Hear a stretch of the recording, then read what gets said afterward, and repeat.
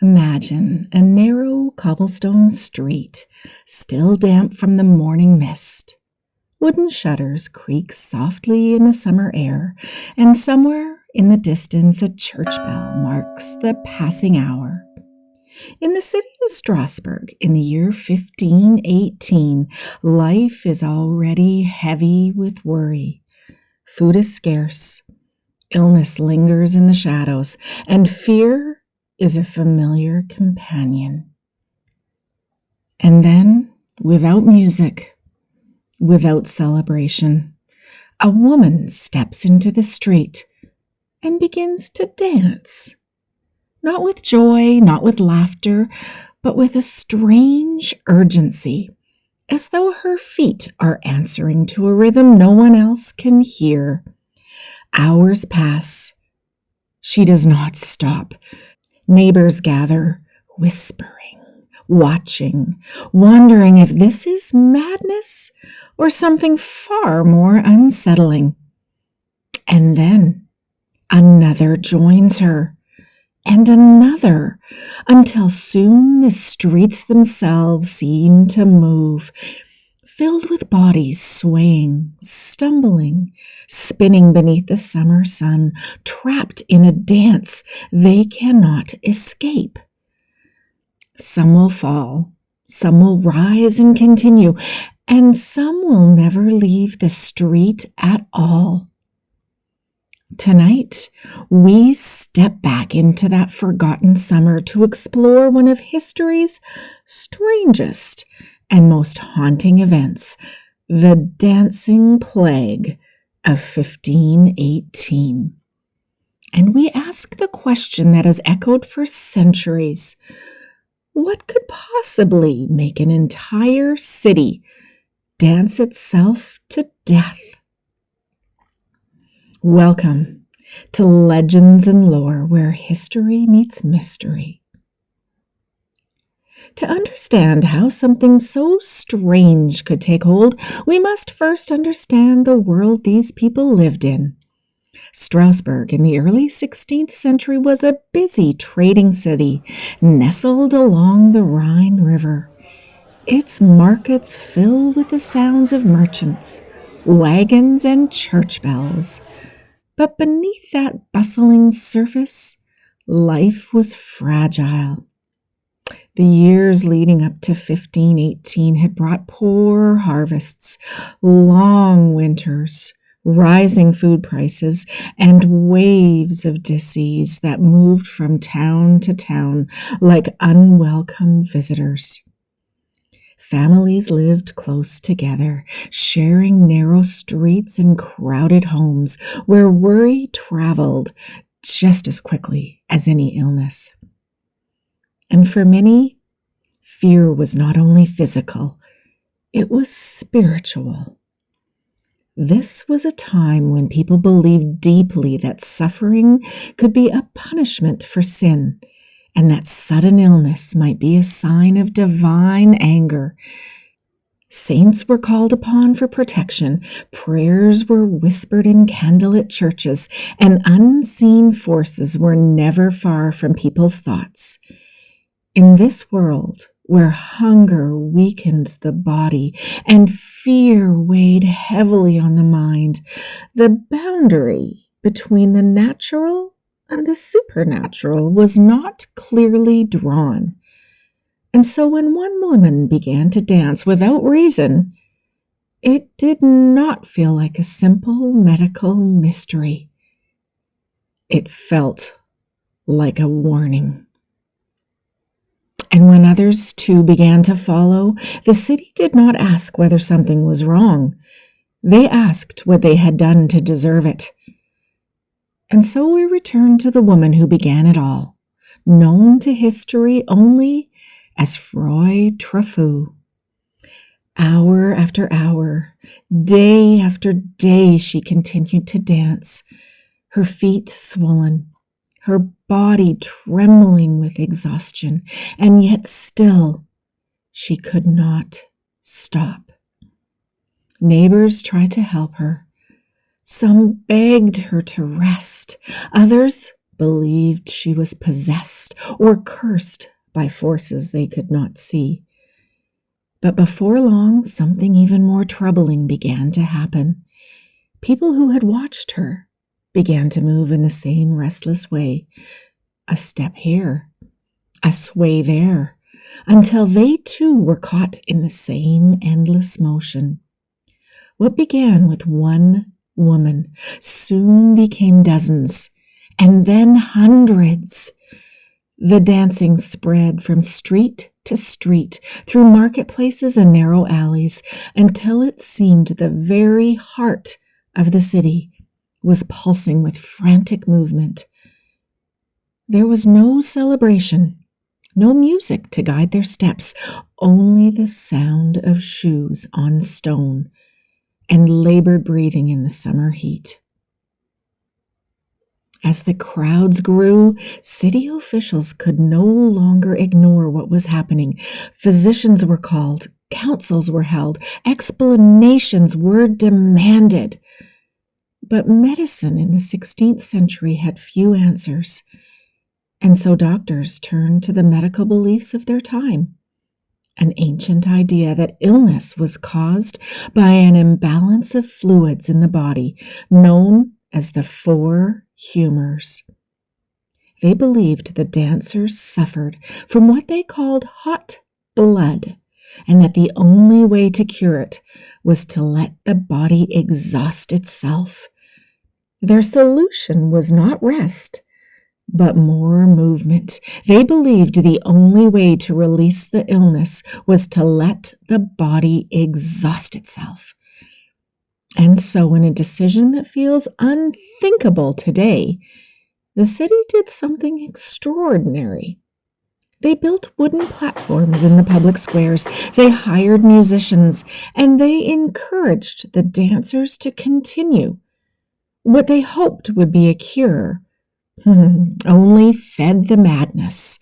The sound of drums and fiddles drew in even more bodies until the city was no longer trying to contain the outbreak. It was unknowingly helping it grow. But bodies, no matter how desperate the mind, can only endure so much. Soon, dancers began to collapse in the streets. Some were carried away by family members. Others simply fell where they stood, unable to rise again. Contemporary accounts speak of people dying from exhaustion, from strokes, from heart failure brought on by relentless strain. Day after day, the numbers grew. What had begun as confusion was now unmistakably tragedy. And only then did the city begin to understand this was not a harmless frenzy. It was a crisis, and whatever had taken hold of Strasbourg was not ready to let go. As the deaths continued, fear spread faster than the dancing ever had, and the city began to turn away from doctors and towards something older, and to them, far more powerful. They turned to faith. Many believed the dancers were not suffering from an illness at all, but from a curse sent as punishment for sin. In particular, people feared the wrath of Saint Vitus, a saint long associated with strange movements and convulsions. It was said that those who angered him might be forced to dance until their strength was gone. And so the city's response changed. Music was finally silenced. Public dancing was forbidden, and the afflicted were led away from the streets toward shrines and chapels outside the city walls. There, they were placed before holy images, dressed in blessed garments, sprinkled with holy water. Prayers were spoken softly over trembling bodies, and forgiveness was begged, not only for the dancers, but for the entire city. Families knelt beside loved ones, whispering prayers through tears, hoping that mercy might succeed where medicine had failed. And slowly, almost quietly, something began to change. Fewer people took to the streets. The frantic movements weakened, and one by one, the dancers finally came to rest. By the end of summer, the strange grip that had held Strasbourg had loosened its hold. The city survived, but it would never forget the weeks when its people had danced against their will. Centuries have passed since that strange summer in Strasbourg, and today, historians and doctors still return to the same question: what truly caused the dancing to begin? And why did it spread? One early theory suggested poisoned bread, grain infected with a fungus that can cause spasms and hallucinations. But there's a problem with that explanation. Those affected by such poisonings are usually weak, bedridden, and unable to stand, let alone dance for days at a time. And so most scholars now look instead to something far less visible, yet incredibly powerful: the human mind. Today, this event is often described as a form of mass psychogenic illness, when intense stress, fear, and expectation can trigger real physical symptoms in large groups of people. The people of Strasbourg were hungry. They were frightened. They believed deeply in curses and divine punishment. And when one person's body began to move without control, others already living on the edge of exhaustion and fear may have followed, not by choice, but by the powerful pull of shared anxiety. The dancing plague of 1518 reminds us of something both unsettling and deeply human: that fear does not always arrive as panic or screams. Sometimes it arrives quietly, through the body, through trembling hands, through restless feet, through movements we do not understand and cannot easily stop.